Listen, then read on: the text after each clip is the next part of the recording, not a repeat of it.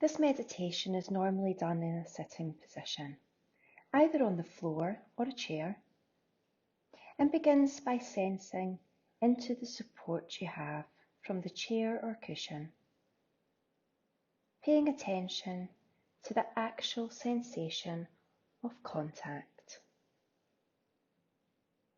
This meditation is a mindful activity and a guided visualization.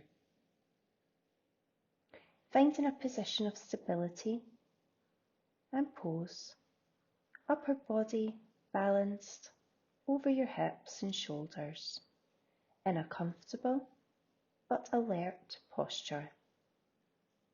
Hands on your lap or your knees, arms hanging by their own weight like heavy curtains, stable and relaxed.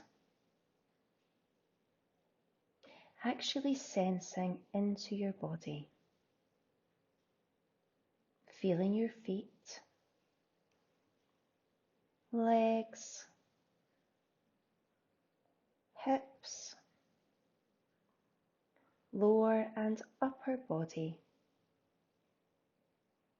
arms, shoulders, neck, head. And when you're ready, if you haven't already done so, allowing your eyes to close, bringing your awareness to your breath, the actual physical sensations, feeling each breath as it comes in and goes out. Letting the breath be just as it is, without trying to change or regulate it in any way. Allowing it to flow easily and naturally, with its own rhythm and pace. Knowing you are breathing perfectly well right now. Nothing for you to do. Allowing the body to be still and sitting with a sense of dignity, a sense of resolve, a sense of being complete, whole in this very moment, with your posture reflecting this sense of wholeness.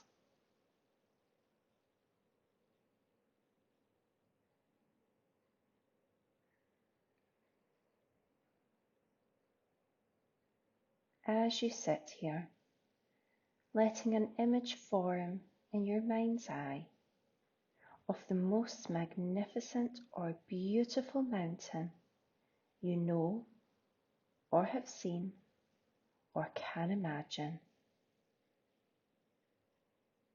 Letting it gradually come into greater focus. And even if it doesn't come as a visual image, allowing the sense of this mountain and a feeling of its overall shape, its lofty peak or peaks high in the sky, the large base rooted in the bedrock of the earth's crust, its steep or gently sloping sides.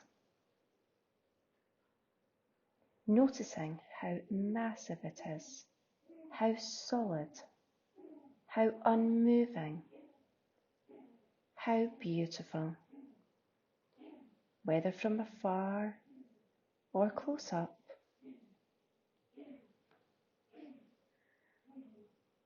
Perhaps your mountain has snow blanking its top and trees reaching down to the base, or rugged granite sides.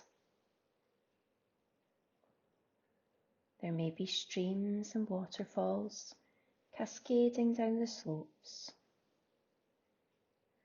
There may be one peak, or a series of peaks, or with meadows and high lakes. Observing it, noting its qualities. And when you feel ready, seeing if you can bring the mountain into your own body, sitting here so that your body and the mountain in your mind's eye become one, so that as you sit here, you share in the massiveness and the stillness and the majesty of the mountain. You become the mountain. Grounded in the sitting posture, your head becomes the lofty peak, supported by the rest of your body and affording a pragmatic view. Your shoulders and arms, the sides of the mountain, your buttocks and legs, the solid base, rooted to your cushion or your chair, experiencing in your body a sense of uplift from deep within the pelvis and spine. With each breath, as you continue sitting, becoming a little more a breathing mountain, alive and vital, yet unwavering in your inner stillness, completely what you are,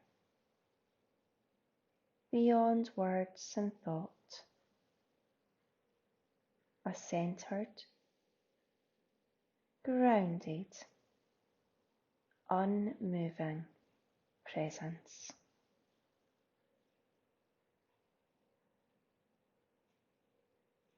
As you sit here, becoming aware of the fact that as the sun travels across the sky, the light and shadows and colours are changing virtually moment by moment in the mountain stillness. And the surface teems with life and activity. Streams, melting snow, waterfalls, plants and wildlife. As the mountain sits, seeing and feeling how night follows day and day follows night, the bright warming sun followed by the cool night sky studded with stars, and the gradual dawning of a new day. Through it all, the mountain just sits, experiencing change in each moment, constantly changing, yet always just being itself. It remains still as the seasons flow into one another, and as the weather changes moment by moment and day by day. Calmness abiding all change. In summer, there is no snow on the mountain, except perhaps for the very peaks, around the crags shielded from the direct sunlight. In the fall, the mountain may wear a coat of brilliant fire colours. In winter, a blanket of snow and ice. In any season, it may find itself at times enshrouded in clouds or fog or pelted by freezing rain. People may come to see the mountain and comment on how beautiful it is, or how it is not a good day to see the mountain, that it's too cloudy or rainy or foggy or dark. None of this matters to the mountain, which remains at all times its essential self.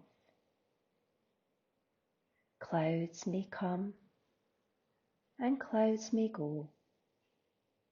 Tourists may like it or not. The mountain's magnificence and beauty are not changed one bit by whether people see it or not, seen or unseen, in sun or clouds, broiling or frigid, day or night. It just sits, being itself. At times it's visited by violent storms, buffed by snow and rain, and winds of unthinkable magnitude. Through it all, the mountain sits. Spring comes, trees leaf out, flowers bloom in the high meadows and slopes. Birds sing in the trees once again.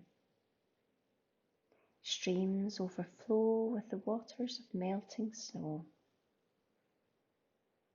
Through it all, the mountain continues to sit, unmoved by the weather, by what happens on its surface, by the world of appearances.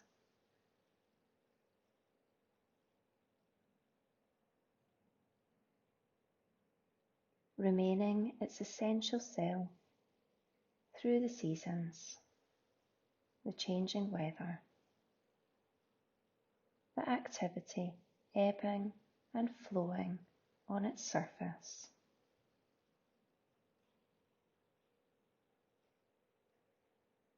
In the same way, as we sit in meditation, we can learn to experience the mountain. We can embody the same central, unwavering stillness and groundedness in the face of everything that changes in our own lives, over seconds, over hours, over years, in our lives and in our meditation practice. We experience constantly the change in nature of mind and body and of the outer world. We have our own periods of light and darkness, activity and inactivity, our moments of colour and our moments of drabness. It's true that we experience storms of varying intensity and violence in the outer world and in our own minds and bodies, buffed by high winds, by cold and rain. We endure periods of darkness and pain, as well as the moments of joy and uplift. Even our appearance changes constantly, experiencing a weather of its own.